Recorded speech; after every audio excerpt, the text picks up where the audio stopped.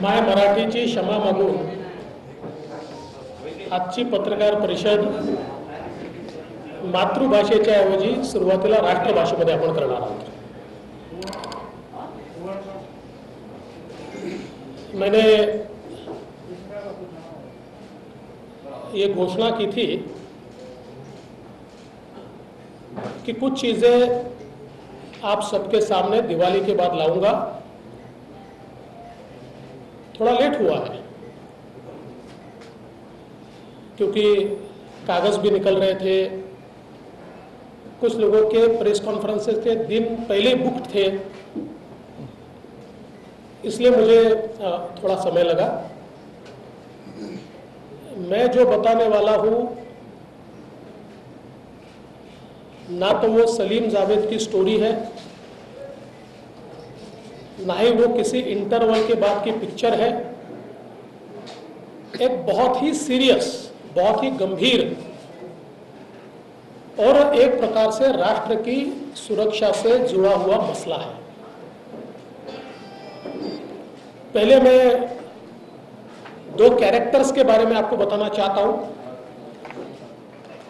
उसमें से एक है सरदार शाह वली खान।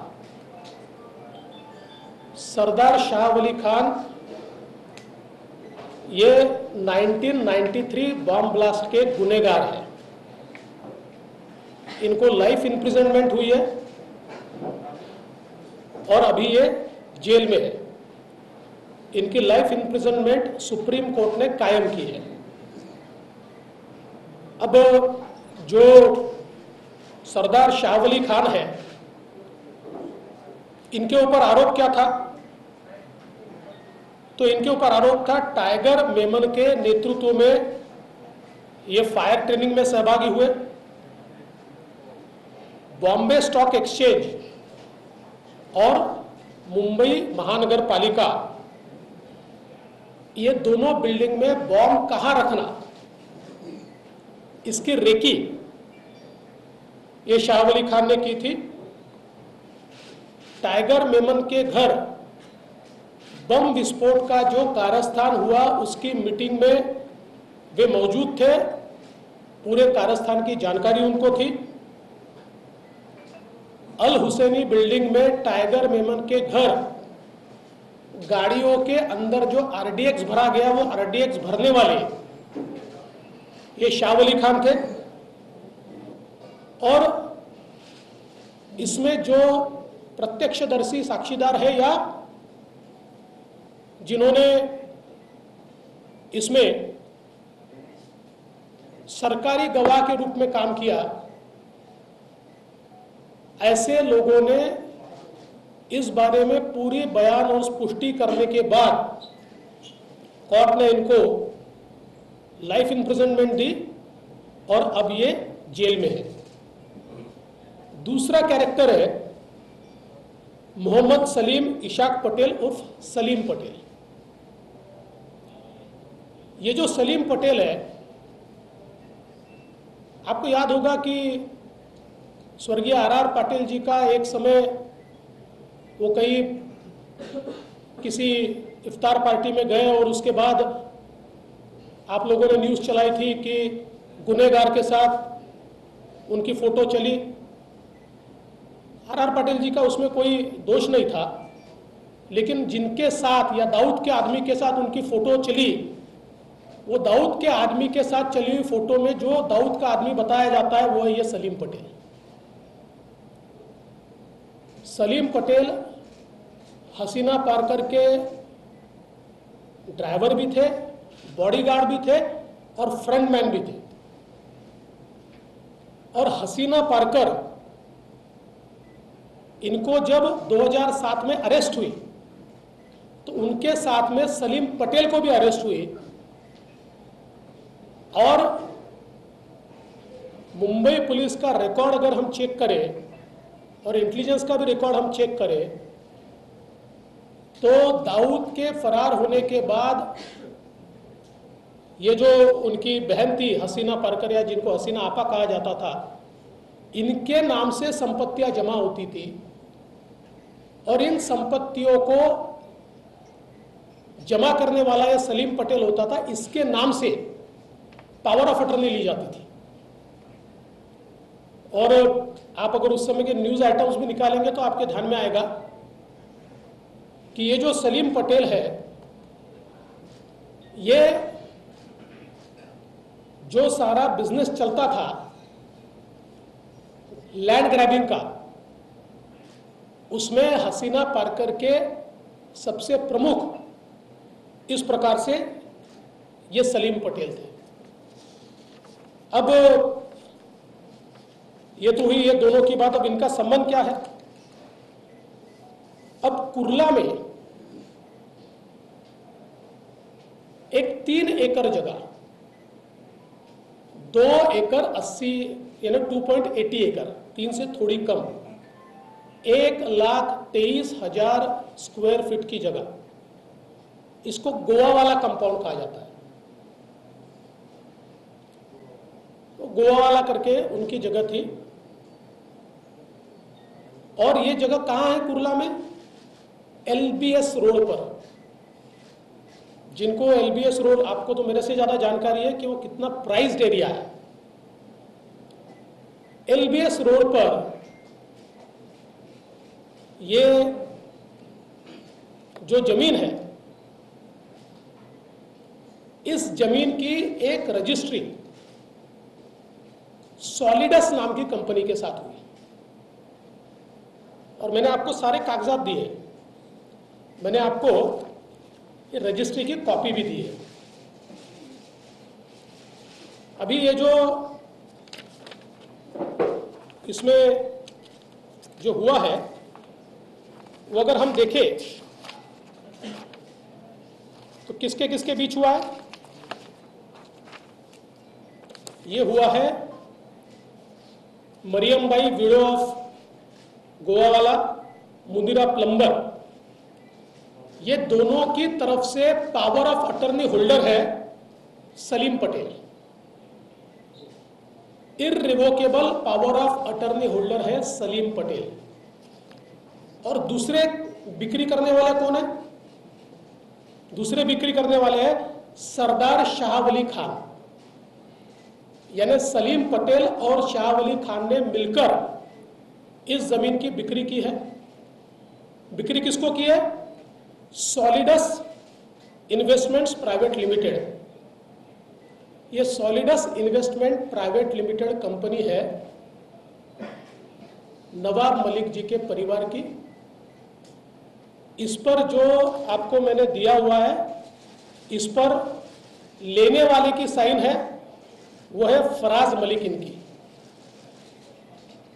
इस सॉलिडस में 2019 में स्वयं नवाब मलिक भी थे।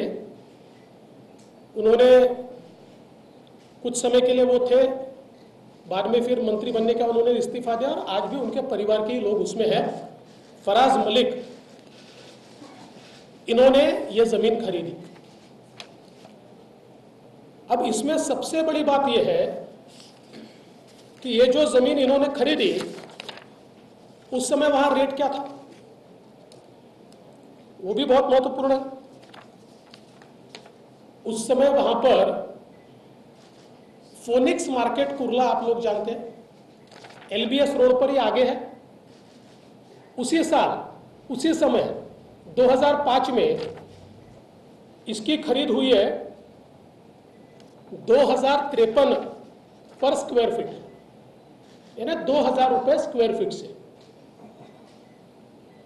Ready regular rate 8550 square metre है और मार्केट रेट 2053 स्क्वायर फीट के हिसाब से। और ये जो अंडरवर्ल्ड के लोगों से खरीदी गई लैंड कुल 3 एकड़ LBS रोड पर जमीन खरीदी गई 30 लाख रुपए में, 30 लाख, और उसमें से भी पेमेंट हुआ है 20 लाख रुपए का, 20 लाख। अच्छा, पेमेंट किसको हुआ है वो भी आपको मैंने दिया है, इसी रजिस्ट्री में वो दिया हुआ है। अगर आप रजिस्ट्री का पेज नंबर 5 देखेंगे तो नाही, आम्ही तुम्हाला याच्यावर दिलाय, काय PDF वर दिले, नसेल मिळाली तर मिळून जाईल पीडीएफ वर दिलाय.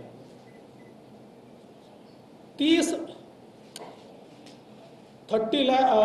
Now this indenture witness that in consideration of sum of 30 lakhs paid on the execution of these presents to the owner as per following particular.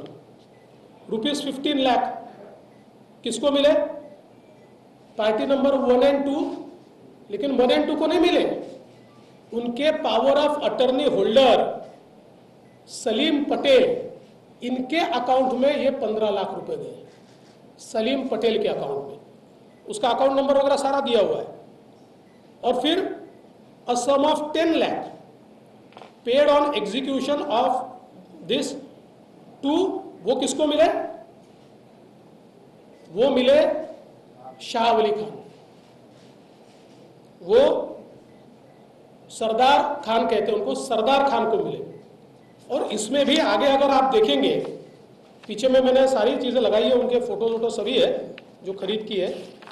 इसमें रिसिप्ट भी लगी हुई है. और रिसिप्ट में आप देखेंगे तो मोहम्मद सलीम पटेल की पूरी 15 लाख की रिसिप्ट है, और सरदार शाहवली इनके 5 लाख की, और 5 लाख बाद में दिए जाएंगे लिखा हुआ है. ऐसे कुल मिलाकर 20 लाख रुपए में एलबीएस रोड पर 3 एकड़ की जमीन.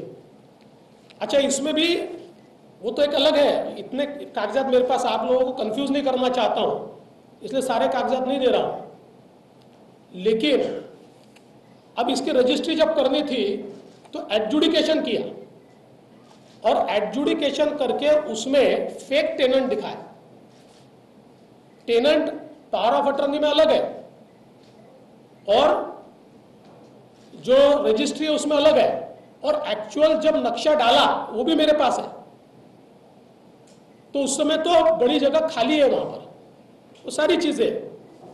तो ये एडजुडिकेशन में इसकी कीमत कम दिखाने के लिए ये सारी चीजें की, और इसकी कीमत 3.5 करोड़ रुपया दिखाई एडजुडिकेशन में, ताकि स्टैंप ड्यूटी कम पैसे पर भरनी पड़े. मतलब 8,500 का ready reckoner rate square metre का, 2,000 पर स्क्वायर फीट का मार्केट रेट, और उसको खरीदा जा रहा है 25 रुपया स्क्वायर फीट से, और एक्चुअल पेमेंट हो रहा है 15 रुपया स्क्वायर फीट से. अब मेरा सवाल यह उठता है कि आप नवाब मलिक जी 2003 में जब यह सौदा शुरू हुआ और 5 में समाप्त हुआ, आप मिनिस्टर थे. यह जरूर है कि अंतिम रजिस्ट्री हुई उससे थोड़े समय पहले आपको जस्टिस सावंत के रिपोर्ट में आपके ऊपर स्ट्रिक्चर्स आए, इसलिए अपना पद छोड़ना पड़ा. पर क्या आप जानते नहीं थे सलीम पटेल कौन है? और सबसे बड़ी बात, मुंबई के गुनहगारों से आपने जमीन क्यों खरीदी? मुंबई में बम विस्फोट करने वालों से आपने जमीन क्यों खरीदी? और ऐसी कौन सी बात थी जिसके कारण ये मुंबई के गुनहगारों ने एलबीएस रोड पर 3 एकड़ की जमीन आपको 20 लाख रुपए में दे दी? सवाल ये उठता है कि इनके ऊपर टाड़ा था, टाड़ा उस समय, ये शायद बेल पर बाहर आए होंगे इसलिए वो कर पाए, वो अभी उसमें असर्टन नहीं कर पाया. इनके ऊपर टाड़ा लगा था, और टाड़ा का अगर आप कानून देखें तो टाड़ा के कानून में टाड़ा का जो आरोपी होता है या कन्विक्ट होता है, उसकी सारी प्रॉपर्टी सरकार जब्त करती है. उसको सरकार जब्त करने का प्रावधान है. तो क्या ये टाड़ा के आरोपी की प्रॉपर्टी जब्त न हो, इसलिए फिक्टिशियस कंसिडरेशन के ऊपर आपको ट्रांसफर की गई? और हम अगर ये देखें तो इसमें बहुत स्पष्ट रूप से ये दिखाई पड़ता है कि ये जो सारा व्यवहार हुआ है इस व्यवहार में तो इतनी उथल पुथल है कि आप लोग हैरान रह जाएंगे। मैं वापस कहता हूं कि आप लोगों को कंफ्यूज नहीं करना चाहता, क्योंकि 2003 में इसी प्रॉपर्टी में वो टेनेंट भी बने, उन्होंने अपनी टेनेंसी ट्रांसफर भी की, वापस उन्होंने उसको खरीदा। और इसलिए ये सीधा संबंध अंडरवर्ल्ड से दिखाई देता। आपने अंडरवर्ल्ड से, और उसमें भी मुझे इस बात का दुख है, आप मुंबई की उस विभीषिका को याद कीजिए जिस समय मुंबई में बम विस्फोट में हमारे मुंबईकरों के चीथड़े उड़ते हुए हमने देखे, चीथड़े। और हमारे चीथड़े उड़ाने वाले में जिन्होंने आरडीएक्स भरा, जिन्होंने कॉन्स्पिरेसी रची, जिन्होंने रेकी की, ऐसे व्यक्ति के साथ आप व्यवहार करते हो, बिजनेस करते हो। पर इतना ही नहीं है, ऐसी कुल मिलाकर मुझे 5 प्रॉपर्टीज छपड़ी है, जिनमें से 4 में तो 100% अंडरवर्ल्ड का एंगल है। और ये 2005 से लेकर अभी तक की है, 2 साल पहले तक की है। 100% 4 प्रॉपर्टीज में अंडरवर्ल्ड का एंगल है। किंतु जैसा मैंने कहा, न ये मेरे लिए सलीम जावेद की स्टोरी है, न इंटरवल के बाद का पिक्चर है। तो ये सारे मेरे पास जो सबूत है वो कॉम्पिटेंट अथॉरिटी को मैं दूंगा, और कॉम्पिटेंट अथॉरिटी उसकी जांच करेगी। और जैसा मैंने घोषित किया था, ये सारे सबूत राष्ट्रवादी कांग्रेस पार्टी के प्रेसिडेंट श्री शरद पवार जी को भी मैं देने वाला हूं, ताकि उनको भी पता चले कि उनके मंत्रियों ने क्या गुल खिलाए हैं। आज आपल्या समोर थांबा, आता मराठी होऊ द्या।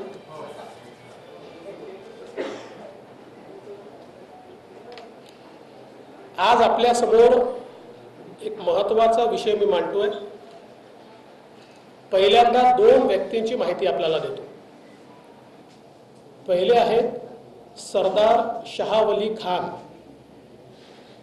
1993च्या बॉम्बस्फोटामध्ये कन्व्हिक्ट म्हणून, गुन्हेगार म्हणून शिक्षा होऊन सरदार शाहवली खान हे जेलमध्ये आहेत।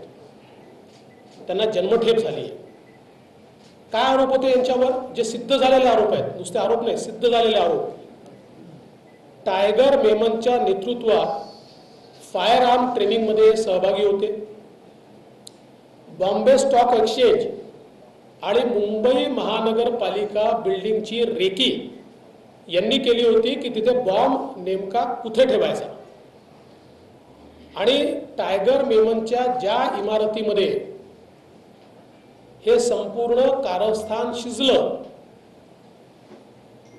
त्या मीटिंगला ते स्वतः उपस्थित होते आणि या बॉम्बस्फोटाची पूर्ण माहिती ही त्यांच्याजवळ होती। एवढंच नाही तर टायगर मेमनच्या अल हुसैनी बिल्डिंगमध्ये ज्या ठिकाणी गाड्यांमध्ये आरडीएक्स भरण्यात आलं, त्या ठिकाणी आरडीएक्स भरणारे हे होते। जे माफीचे साक्षीदार आहेत आणि जे प्रत्यक्षदर्शी साक्षीदार आहेत, या दोघांनी या संदर्भातली साक्ष दिल्यानंतर यांना जन्मठेप झाली आहे। दुसरे व्यक्ती मोहम्मद सलीम इशाक पटेल उर्फ सलीम पटेल, हे तेच व्यक्ती आहे की एकदा 2013-14 साल असेल, ज्यावेळी माननीय आर पाटील साहेब हे एका इफ्तार पार्टीला गेले आणि त्यानंतर दाऊदच्या माणसासोबत त्यांचा फोटो आला। तो दाऊदचा माणूस म्हणजे हे सलीम पटेल। आर पाटलांचा त्यात काही दोष नव्हता, पण हा फोटो आला आणि त्यांना ट्रोल व्हावं लागलं. ते हे सलीम पटेल. सलीम पटेल म्हणजे ज्या हसीना पारकर, दाऊद यांच्या भगिनी, ज्यांना हसीना आपा म्हटलं जायचं, या हसीना आपाचा हा ड्रायव्हर, हसीना आपाचा हा बॉडीगार्ड आणि हसीना आपाचा हा फ्रंटमॅन. हसीना आपा दाऊद पळून गेल्यानंतर तो पाकिस्तानातनं जे लँड ग्रॅबिंग इथे चालवायचा त्याच्या किंगपिन ही हसीना आपा होती. आणि हसीना आपाचा फ्रंटमॅन ज्याच्या नावाने पॉवर ऑफ अटर्नी तयार व्हायच्या तो हा सलीम पटेल. एक कुर्ल्यामध्ये LBS रोडवर जवळजवळ 3 एकराची जागा आहे. एका गोवावाल्या फॅमिलीची जागा होती. LBS रोडवर अतिशय महागडी ही जागा होती. सलीम पटेलनी एक त्याची इररिव्होकेबल पॉवर ऑफ अटर्नी घेतली आहे आणि त्याचा काही भाग हा या दुसऱ्या सरदार शाहवली खानकडे. आता सलीम पटेलनी इररिव्होकेबल पॉवर ऑफ अटर्नी घेतली म्हणजे कोणाकरता घेतली हे सांगण्याची आवश्यकता नाही आहे. या दोघांनी, ही मी आपल्याला या ठिकाणी रजिस्ट्रीची कॉपी दिलेली आहे. या रजिस्ट्रीच्या कॉपीमध्ये स्पष्टपणे LBS रोडवरची ही जागा जवळजवळ 3 एकराची या दोघांनी सॉलिडस नावाच्या एका कंपनीला विकली आहे. आणि सॉलिडस इन्व्हेस्टमेंट्स प्रायव्हेट लिमिटेड यांच्या वतीनं याच्यावर सही केली आहे फराज मलिक यांनी. आजही ही कंपनी नवाब मलिक यांच्या परिवाराची आहे. काही काळ, छोटा काळ, स्वतः नवाब मलिक देखील याच्यामध्ये एक डायरेक्टर राहिलेले आहेत. आणि सगळ्यात महत्त्वाचं असं आहे की या दोघांनी, म्हणजे हे जे दोन, सरदार शाह वली खान आणि मोहम्मद सलीम पटेल, या दोघांनी सॉलिडसला ही जागा विकलेली आहे केवळ 30 लाख रुपयामध्ये. 30 लाख रुपयामध्ये. आणि त्यातलं पेमेंट केलं आहे 20 लाख रुपयाचं. आणि मगाशी मी सांगायला विसरलो, आजही त्या ठिकाणी फार मोठं शेड हे भाड्याने दिलेलं आहे सॉलिडसनी. आणि माझी माहिती खरी खोटी असेल, मागे पुढे असेल, पण मला जी माहिती आहे 1 कोटी रुपये महिना त्यातनं सॉलिडसला आजही भाडं मिळत आहे.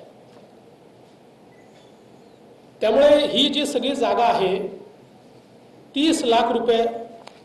आता त्यावेळेस तिथला रेट काय होता आपण जर बघितलं तर त्याच्या मागे, मी मगाशी सांगायचं विसरलो, मराठीत बोलण्याचा फायदा काय, त्याच्या मागे LBS रोडवर नाही, मागे पाईपलाईनच्या कच्च्या रोडवर मलिक कुटुंबाने एक अजून प्रॉपर्टी 2005 मध्ये घेतली होती.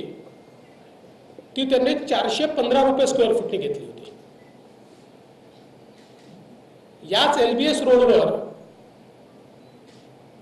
फोनिक्स मार्केट सिटी कुर्ला याची जमीन 2005 सालीच विकली गेली आहे आणि त्याच्यावर भरपूर रिझर्वेशन्स आहे.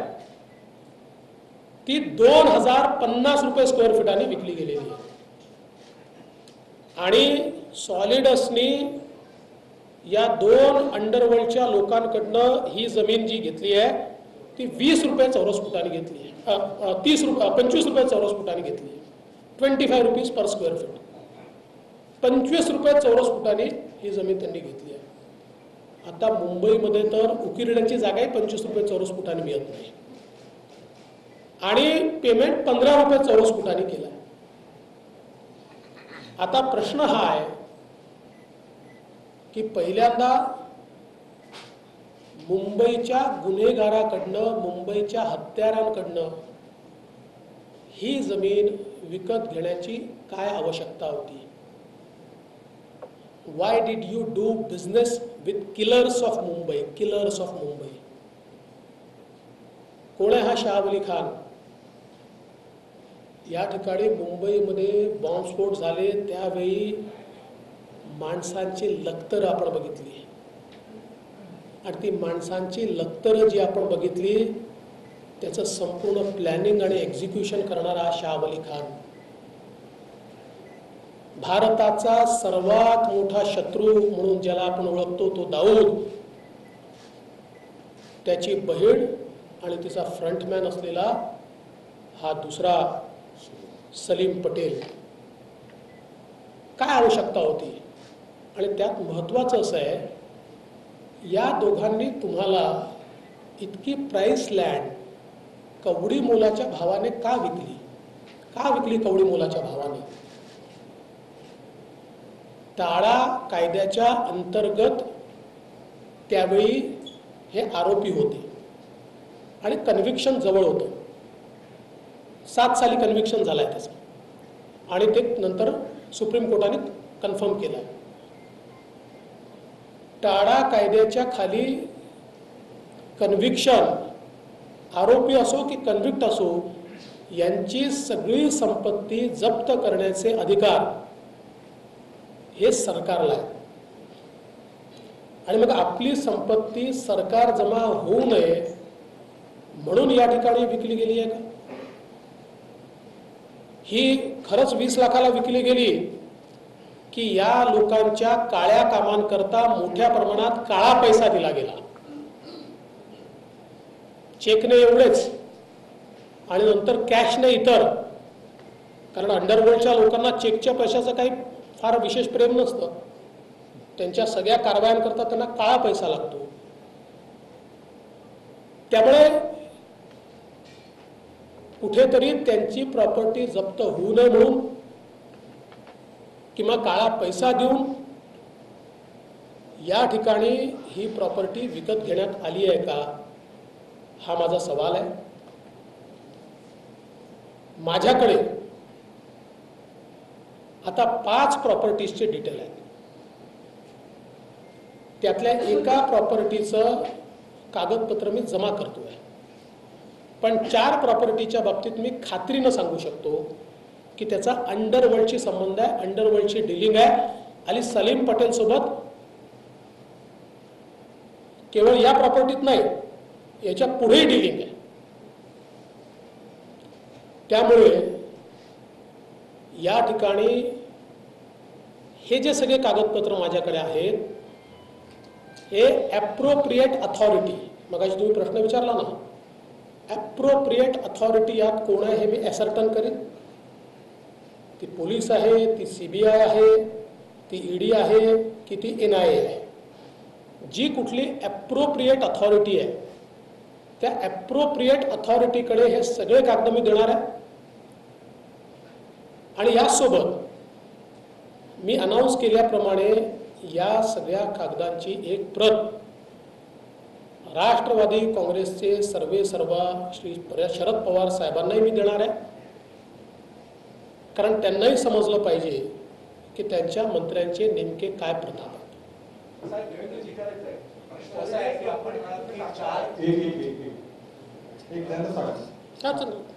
चार प्रॉपर्टीज बद्दल आपण माहिती घेत आहे, एकूण 5 आहेत. त्या प्रॉपर्टीज मुंबईमध्येच आहेत का?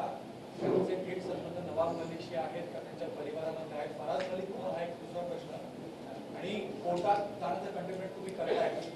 माझ्या माहितीप्रमाणे फराज मलिक हे त्यांचे सुपुत्र आहेत आणि हो, या 4 प्रॉपर्टीजचा त्यांच्या परिवाराशी आणि इमिजिएट परिवाराशी देखील संबंध आहे. क्या ये प्रॉपर्टी उन्होंने अपने इलेक्शन एफिडेविट में जो प्रॉपर्टी डिक्लेयर की है उसमें भी डिक्लेयर है या उससे भी छुपाई गई? देखिए, मैंने उसकी जांच नहीं की है. मैं सही में बताता हूँ कि ये उसमें दिखाई है कि नहीं, वो मैं चेक करके आपको बताऊंगा. एक सवाल है, वो 1993 से पहले से इनके साथ था या उसके बाद में हुआ? देखिए, ये तो जांच में पता चलेगा.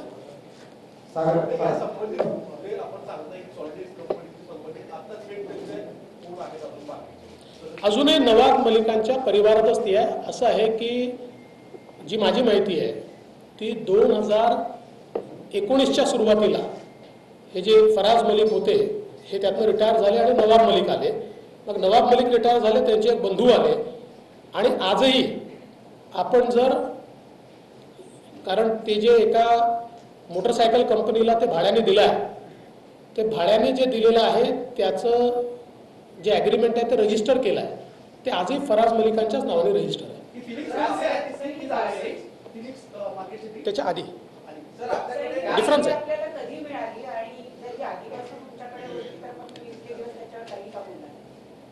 माझ्याकडे मिळाली, लगेच मी आपल्यापर्यंत आणली. आधी मिळाली असती तर आधी कारवाई केली असती. क्या जिस तरीके से नवाब मलिक लगातार कह रहे हैं कि उनके कोई संबंध नहीं है, और खास करके अगर जिस दिन आपने प्रेस कॉन्फ्रेंस करी उसके तुरंत बाद उन्होंने ट्वीट करके भी कहा कि हम हर तरीके की बात के लिए तैयार हैं. देखिए, मैं कोई शेरो शायरी में जाता नहीं हूँ. These are hard facts. आप गुमराह कर सकते हो, आप भटका सकते हो. आप देखिए, एक हम भी इतने सालों से राजनीति में, तो जब वार होता है तो उसको डाइवर्ट करके मीडिया अटेंशन डाइवर्ट कैसा करना हमको भी पता है, लेकिन उससे फैक्ट नहीं बदलती. फैक्ट तो आपके सामने, मैंने आपको तो सारे पेपर्स दिए हुए हैं, फैक्ट तो नहीं बदलती है. क्या ये नवाब मलिक के अंडरवर्ल्ड से रिश्ते क्या है, आप क्या एस्टैब्लिश करना चाहते हैं इसके जरिए? अरे भैया, रामायण आपको बता दिया और आप पूछ रहे हैं कि सीताराम की कौन है. क्या वो बचाने के लिए इनके नहीं, अभी ये तो एजेंसीज को ढूंढना ही पड़ेगा ना. आप भी बॉम्ब विस्फोट के कन्विक्ट से आप कौड़ियों के दाम पर प्राइस लैंड लेते हो, मतलब क्या है इसका? क्या मतलब है? संपर्क में इनका परिवार या फिर डायरेक्टली नवाब मलिक है क्या? एक दूसरा आपने काले धन का जिक्र किया, तो उसके ट्रांजैक्शन को लेकर कोई जानकारी मिल पाई है जो ब्लैक में दी गई? देखिए, अभी उनका संपर्क है कि नहीं मैं जानता नहीं हूँ, लेकिन इसके बाद भी सलीम पटेल के साथ के ट्रांजैक्शंस उनके मेरे पास है. ये दोनों ताड़ा के आरोपी थे, ये दोनों ताड़ा के आरोपी थे. मुंबई बॉम्ब स्फोट के आरोपी ये सरदार शाह अली खान थे और हसीना पारकर के साथ आरोपी ये जो सलीम पटेल थे. तुमच्या पत्रकार परिषदेच्या काही वेळापूर्वीच राष्ट्रवादीचे सर्वेसर्वा शरद पवार, गृहमंत्री दिलीप वळसे पाटील आणि पोलीस अधिकाऱ्यांची बैठक पार पडली. काय तुम्हाला या सगळ्या संदर्भात वाटतं, त्यांना याची किंतु लागली असेल? मला वाटत नाही की या संदर्भात ती असेल. सर, नवाब मलिकांनी गंभीर आरोप केले. नवाब मलिकांवर कुठली कारवाई झाली पाहिजे असं तुम्हाला वाटतं? कारण तुम्ही यंत्रणा दिला आणि 2005चं प्रकरण आहे, कुठली कारवाई व्हावी? नाही, मी 5च प्रकरण नाही देणार आहे, 11चंही देणार आहे, त्याच्यानंतरचंही देणार आहे. प्रकरण पुष्कळ देणार. मी सांगितलं मी 5 प्रकरणं देणार आहे. मी तुम्हाला काय पुन्हा सांगतो, माझ्याकरता सलीम जावेदची स्टोरी नाही, इंटरव्हल नंतरचा पिक्चर नाही. मी एक जबाबदार व्यक्ती आहे आणि नवाब मलिकांची माझी वैयक्तिक दुश्मनी पण नाही. त्यामुळे मी हे सगळी माहिती मी सांगितलं एक ॲप्रोप्रिएट अथॉरिटीला देणार आहे, लिगल ॲक्शन होण्याकरता, आणि त्यांच्या प्रमुखांना देणार आहे, त्यांनी त्यांच्यावर कारवाई करावी.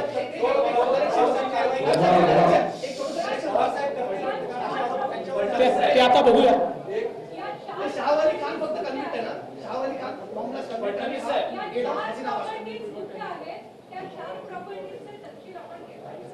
त्या 4 प्रॉपर्टीजचे तपशील हे मी एजन्सीजला देणार आहे. एजन्सीज त्या संदर्भात चौकशी करतील आणि एजन्सीजला गेलं की आपण लोक इतके हुशार आहात, माझ्या आधी एजन्सीजमधून आपल्यालाच माहिती मिळते.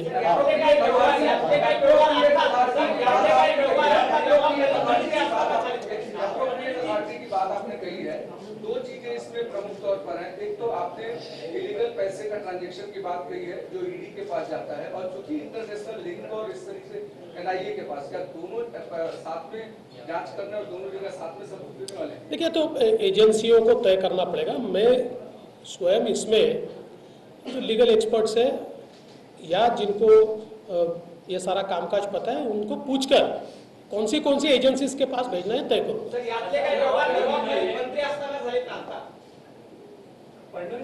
मी ते नंतर तुम्हाला देईन काही संदर्भात. पण आत्ता माझ्याकडे जी माहिती आहे त्या माहितीमध्ये, म्हणजे मी खोटं बोलून काहीतरी करणाऱ्यांपैकी नाही, आत्ता जी माहिती माझ्याकडे आहे त्या माहितीमध्ये या टर्मला नवाब मलिक मंत्री झाल्यानंतरचे व्यवहार नाहीत. 5 वर्ष गृहमंत्रीपद तुमच्याकडे होतं, मग इतके दिवस गप्प का तुम्ही राहिलात? फार सुंदर प्रश्न आपण विचारला, ज्याचं उत्तर मी ऑलरेडी दिलं आहे की माहिती जेव्हा आली 2005ला हे घडलेलं आहे, त्याच्यानंतर किती गृहमंत्री झाले ते का चूप होते? माझ्याकडे जेव्हा माहिती येईल तेव्हाच मी मांडेन ना. सर्व प्रॉपर्टीची माहिती तुम्ही प्रेसला जाहीर करणार आहात की ते एजन्सीला देणार आहात? मी एजन्सीजला देईल, कारण मी पुन्हा सांगतो की माझ्याकरता हा पॉलिटिकल स्कोरिंगचा विषय नाही, हा महत्त्वाचा विषय आहे.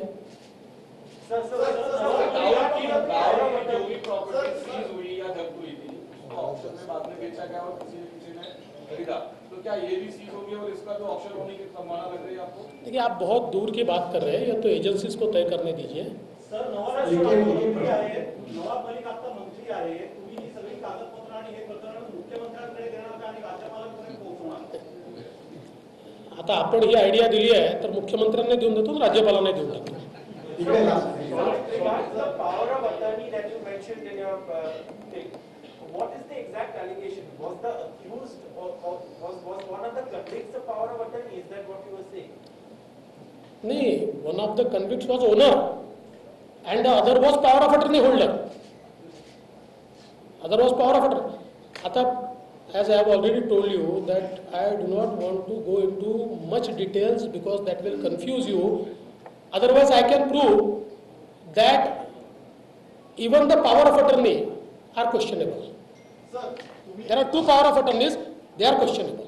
सर, तुम्ही महाविकास आघाडीमधल्या महत्वपूर्ण कॅबिनेट मंत्र्यावरती कागद पुराव्यांचे आरोप केलेले आहेत. अंडरवर्ल्डशी संबंधित अजून त्याचे काही तुमच्याकडे पुरावे आहेत का? आणि तुम्ही सेंट्रल एजन्सीला आता डॉक्युमेंट देऊन तुम्ही त्यांच्या पक्षप्रमुखाला देणार आहात, कारवाईची मागणी करणार आहात. मात्र विरोधी पक्ष म्हणून त्या स्वतः मंत्रिपदावरती आहेत, त्यांच्यावरती त्यांनी राजीनामा द्यावा अशी काय तुमची मागणी आहे का? मित्रा, पुरावे तर मी दिलेच आहेत, तुमच्याकडे आलेले आहेत. आणि शरद पवार साहेबांना एवढ्याकरताच देतोय की त्यांनी ते बघावे आणि त्यांनी कारवाई करावी. माझ्या मागणीने तर काही होणार नाही आहे. त्याच्यामुळे तेवढ्याकरताच मी शरद पवार साहेबांना देतोय की जरा तुम्ही बघा.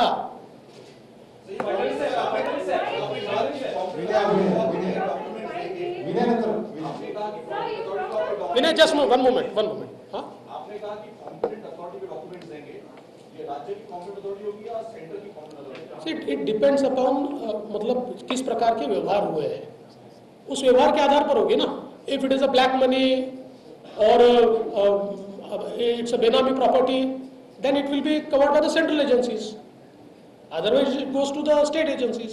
ED is also Absolutely, because ED is also one of the options, because there is a black money involved into this, and IT is also an option, because the Benami Transactions Act, that comes under IT. If required, I can give it to them, not a problem. So you talked about total 5 deals that you've been seeking of. One is of 2005. Can you give us a time frame of the 5 deals, at least 4 of which you say are associated with the underworld? I've already told that 2011, most of them should be before 2019. Nawab Malik यांनी पत्रकार परिषदेत एक माहिती दिली आहे. ते असं म्हणतात की माझी भाजपशी लढाई नाही, तर एनसीबी मधल्या काही अपप्रवृत्ती आहेत त्यांच्या विरोधात ही लढाई आहे. आणि त्यात त्यांनी मोहित कंबोज, जे तुमचे निकटवर्ती आणि तुमच्या पक्षाचे पदाधिकारी आहेत, यांचे माफियांशी संबंध दाखवलेले आहेत. आणि आर्यन खान यांना खंडणी प्रकरणात किडनॅप करण्यात आलं, इतका गंभीर आरोप केलेला आहे. ते रोजच असे आरोप करतात. पहिल्यांदा तर मला आनंद आहे की त्यांनी सांगितलं भाजपशी माझी लढाई नाही. आमची काही नवाब मलिकांची लढाई नाही आहे, आमचा धुरा काही मिळालेला नाही आहे. पण ते सातत्याने भाजपवर आरोप करतात. मोहित कंबोज यांनी स्वतः सांगितलेलं आहे 1.5 वर्षापूर्वी भाजपच्या सगळ्या पदांचा त्यांनी राजीनामा दिलेला आहे.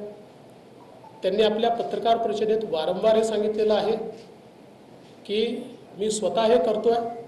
आणि त्याहीपेक्षा महत्त्वाचं, मी माध्यमातूनच बघितलं की त्यांनी डिफेमेशनचा दावा त्या ठिकाणी केला। आणि देखिए, अभी पहली बात तो ये है कि मेरे इशू को आप डाइवर्ट मत कीजिए। आज का महत्व का इशू ये है, और आप ऐसे सवाल पूछ रहे हैं जिससे ये इशू डाइवर्ट होगा। लेकिन फिर भी आपने पूछा है तो इसका जवाब दे देता हूँ। बीजेपी जितने अच्छे ऑफिसर हैं उनके साथ खड़ी रहेगी, और कोई ऑफिसर गलती करेगा तो चाहे सेंट्रल एजेंसी का हो या स्टेट एजेंसी का हो, उसके खिलाफ भी बीजेपी कार्रवाई करेगी।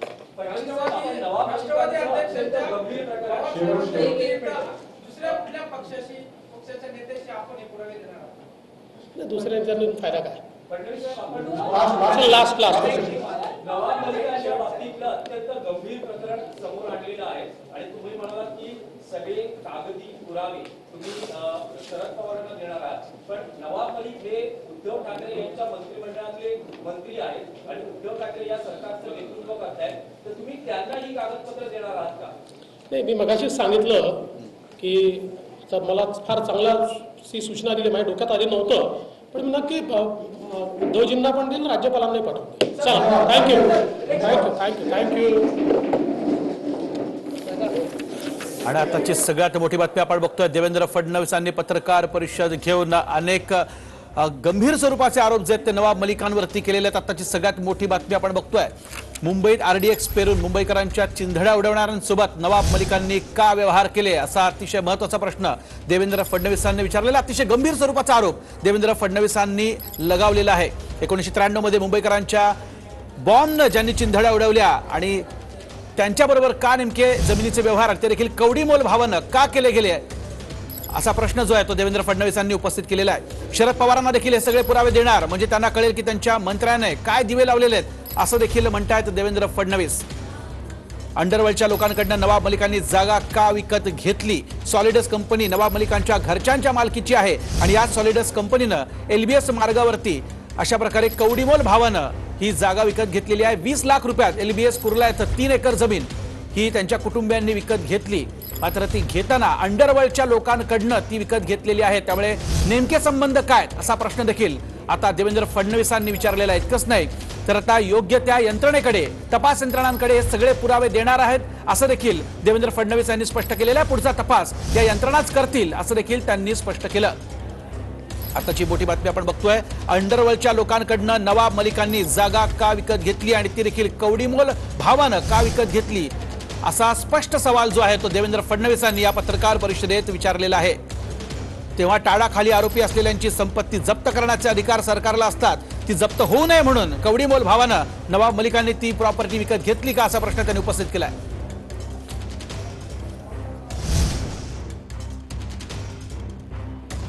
हे ॲप्रोप्रिएट अथॉरिटी, मगाशी तुम्ही प्रश्न विचारला ना, ॲप्रोप्रिएट अथॉरिटी यात कोण आहे हे मी ॲसर्टन करेन।